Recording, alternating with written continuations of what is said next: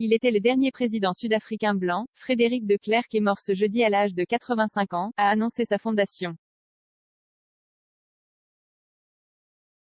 L'ancien prix Nobel de la paix avait officiellement mis fin à l'apartheid et avait libéré l'icône Nelson Mandela. Il avait annoncé le jour de son 85e anniversaire en mars, qu'il souffrait d'un mésothéliome, un cancer qui affecte les tissus entourant les poumons. En 1993, il avait reçu conjointement avec Nelson Mandela, le prix Nobel de la paix, pour ses efforts visant à la disparition pacifique du régime de l'apartheid et pour l'établissement d'une nouvelle Afrique du Sud démocratique.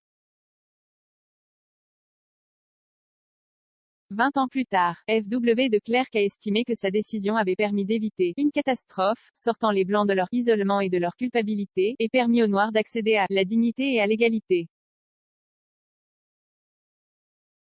Une réputation de grand conservateur et pourtant, c'est avec la plus grande tristesse que la fondation F.W. de Klerk annonce le décès de l'ancien président F.W. de Klerk paisiblement ce matin à son domicile de Fresnay, une banlieue du Cap, a annoncé sa fondation dans un communiqué.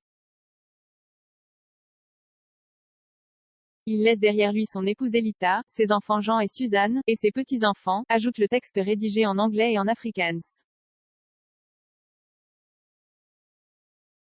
Avec la réputation d'un grand conservateur, de Klerk succède au président P.W. Botha en 1989, affaibli par un infarctus. Le 2 février 1990, cet apparatchik du Parti national, contre toute attente, déclare devant le Parlement, l'heure des négociations est arrivée.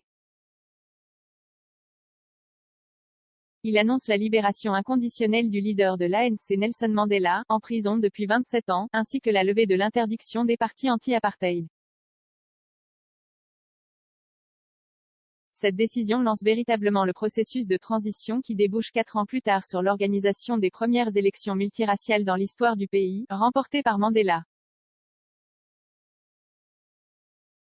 Né le 18 mars 1936, de Klerk a toujours évolué dans les milieux nationalistes afrikaners, descendant des premiers colons européens qui parlent une langue dérivée du hollandais. Il semblait être la quintessence de l'homme d'appareil. Rien dans son passé ne semblait indiquer l'ombre d'un esprit de réforme, avait écrit Nelson Mandela dans son autobiographie.